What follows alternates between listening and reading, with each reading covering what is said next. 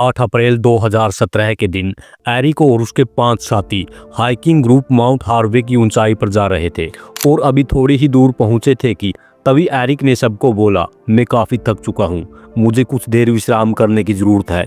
तो बाकी सब अपना सफ़र जारी रखे। बाकी 5 मेंबर्स एरिक की बात से सहमत हो गए और एरिक को वहीं छोड़कर आगे बढ़ने लगे। लेकिन उनको क्या पता था कि उनके ये कदम उनके आखिरी कदम होने वाले हैं। ये माउंट हार्वे समुद्र तल से 1650 मीटर ऊपर है। माउंट हार्वे जो कि एक एरिया लाइन्स बे में है, जो कनाडा के प्रोविंस ब्रिटिश कोलंबिया में है, और इसकी ऊंचाई से बहुत ही दिलचस्प व्यूज मिलते हैं। इसलिए लोग पागल हैं इस माउंटेन के टॉप पर जाने के लिए। वैसे देखा जाए तो इस माउंटेन के टॉप पर जाने के लिए काफ़ी सारे रास्ते हैं, लेकिन सभी रास्तों से होते हुए इसकी चोटी पर जाने का पूरा रास्ता लगभग 12 किलोमीटर तक बन जाता है। जैसे जैसे आप ऊपर जाते जाएंगे ट्री लाइन खत्म होती जाएगी। जहां तक आपकी नज़र जाएगी चारों तरफ सिर्फ बर्फ़ ही बर्फ़ दिखाई देगी।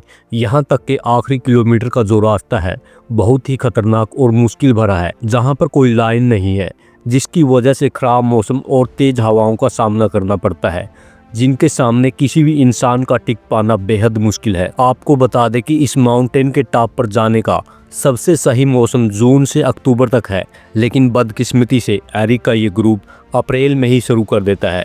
मतलब एक ऐसा मौसम जिसमें यह माउंटेन पूरी तरह बर्फ़ से भरी होती है, जिस वजह से मौसम भी काफ़ी ख़राब होता है।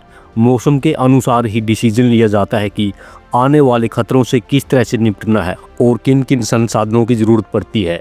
इस टाइम विजिबिलिटी भी जीरो होती है और किसी भी इंसान का बर्फीले तूफान में फंसना मुमकिन है। विजिबिलिटी कम होने की वजह से कुछ नज़र नहीं आता और गलती से किसी भी इंसान का पैर फिसल गया तो बड़ी ही आसानी से 1000 फीट नीचे चला जाएगा।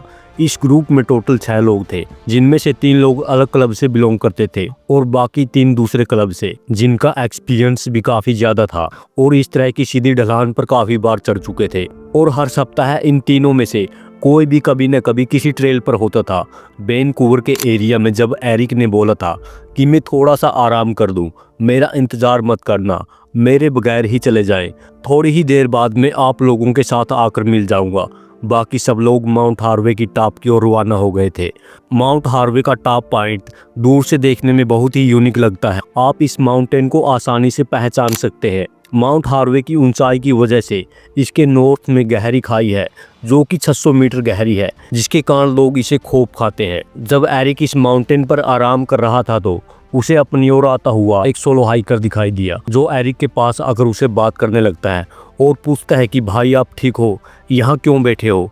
एरिक कहता है कि वो बिल्कुल ठीक है, बस कुछ देर के लिए आराम कर रहा है और उसका ग्रुप थोड़ा आगे चला गया है। थोड़ी ही देर में वो उनके पीछे जाने वाला है। इतना सुनते ही हाइकर एरिक को गुड बाय बोलता है और उसी रास्ते पर चलना शुरू कर देता है जिस रास्ते पर एरिक का ग्रुप गया था। इसके कुछ देर बाद एरिक को लगता है कि अब वो भी काफ़ी आराम कर चुका है और अब उसको भी चलना चाहिए। वो भी माउंटेन की टॉप की ओर बढ़ना शुरू कर देता है और थोड़ी ही देर बाद टॉप के पास पहुंचा ही था कि वहां का मंजर देखकर हैरान और कंफ्यूज हो जाता है, क्योंकि उस रास्ते उसके ग्रुप का एक भी बंदा नज़र नहीं आता और सिर्फ वही हाइकर दिखाई देता है जो कुछ देर पहले उसके पास से निकला था। और वो हाइकर घबराते हुए एरिक को बताता है कि उसके साथी यहाँ से नीचे गिर चुके हैं। इतने में एरिक घबराकर अपना फ़ोन चेक करता है और बदकिस्मती से इतनी ऊंचाई पर नेटवर्क भी काम नहीं कर रहा था। नेटवर्क की तलाश में अब वो दोनों माउंटेन से नीचे की ओर आने लगते हैं। तब जाकर उनको सिग्नल मिलता है। जल्द ही इमरजेंसी सर्विसेज को कॉल करते हैं और ये मान लेते हैं कि जिस साइड से एरिक के 5 साथी गिरे हैं वहां से बचना बेहद मुश्किल है। तकरीबन शाम के 4 बजे इमरजेंसी सर्विसेज में कॉल आती है और तकरीबन 1 घंटे के अंदर अंदर अपना रेस्क्यू ऑपरेशन शुरू कर देते हैं। एरिक इस बात से अच्छी तरह से वाकिफ था कि माउंटेन से गिरने का मतलब सिर्फ और सिर्फ मौत है। फिर भी उसे उम्मीद थी कि शायद उसके 5 साथी किसी तरह जिंदा होंगे और इंतज़ार कर रहे होंगे कि कोई बचाने आएगा। रेस्क्यू ऑपरेशन में 40 से ज़्यादा लोगों ने हिस्सा लिया था। इन लोगों के पास 2 हेलीकॉप्टर और कुछ सर्च डॉग्स भी थे।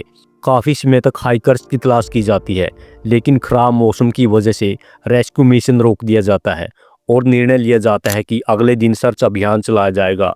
अगले ही दिन 4 हाइकर्स को पहचान लिया जाता है। पास जाने पर पता चलता है कि ये लोग अब जिंदा नहीं है। इनकी बॉडीज के पास इनका सारा सामान बिखरा पड़ा था, स्नो शूज और हाइकिंग का सामान। थोड़ी ही देर बाद पांचवा हाइकर भी मिल जाता है। बदकिस्मती से वो भी जिंदा नहीं था।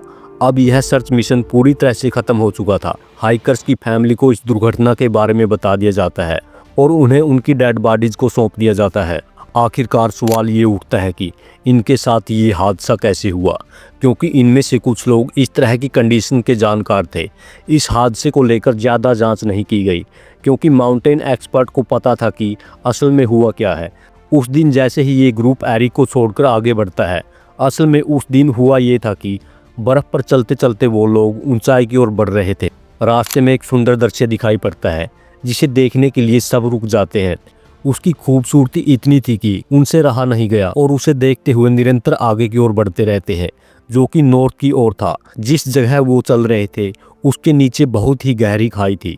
उनमें से किसी को भी अंदाजा नहीं था कि वो किस खतरे से रूबरू हो रहे हैं। उस टाइम वो सब के सब एक कॉर्निस पर खड़े थे। असल में कॉर्निस बर्फ से बनी एक चट्टान होती है जो देखने पर जमीन का हिस्सा ही लगता है, जो नीचे से बिल्कुल खाली होता है। अगर इस पर वजन बढ़ाया जाए तो यह आसानी से टूट जाता है। खासकर माउंटेन के ढलानी हिस्सों पर ही ऐसे कॉर्निस बने होते हैं, क्योंकि खाली हिस्सा होने की वजह से ही हवाओं की दिशा बर्फ को एक जगह पर जमा देती है, जो कि फॉल्स लीज का रूप ले लेती है। समय के साथ साथ ये बढ़ती जाती है। जितनी इसकी लंबाई बढ़ती जाएगी उतना ही ये कमज़ोर होती जाएगी, क्योंकि नीचे से ये बिल्कुल खाली होता है, जिसमें किसी भी तरह की कोई सपोर्ट नहीं होती, जिसकी वजह से ये ज़्यादा दबाव नहीं सह सकता, जिससे यह टूट जाता है। ऊपर से आपको ऐसा लगेगा जैसे आप ग्राउंड पर खड़े हों, इसलिए इसका पता लगाना बेहद मुश्किल है। इससे पहले एक फेमस हाइकर साइट से एक रिपोर्ट मिली थी कि हाइकर इस बात का विशेष ध्यान रखें कि माउंट हार्वे पर काफ़ी सारे कॉर्निस बने हुए हैं, जो कि बहुत ही खतरनाक है। जिस समय यह ग्रुप इस कॉर्निस पर था, बर्फ का वह कॉर्निस टूट जाता है, जिसे यह सभी हाइकर 1600 फीट नीचे खाई में गिर जाते हैं। अब आप सोच रहे होंगे कि नीचे भी तो बर्फ ही थी, लेकिन इतनी ऊंचाई से गिरने का मतलब किसी के लिए भी जानलेवा हो सकता है। उस दिन जिस जगह पर ये लोग गिरे थे वहां पर एवलांच आया हुआ था, जहां पर सख्त बर्फ होती है, जिस वजह से इनकी पूरी बॉडी चकनाचूर हो गई। एरिक नाम का जो हाइकर था, तबीयत खराब होने की वजह से उनके साथ न जा सका, जिस वजह से वह जिंदा बच पाया।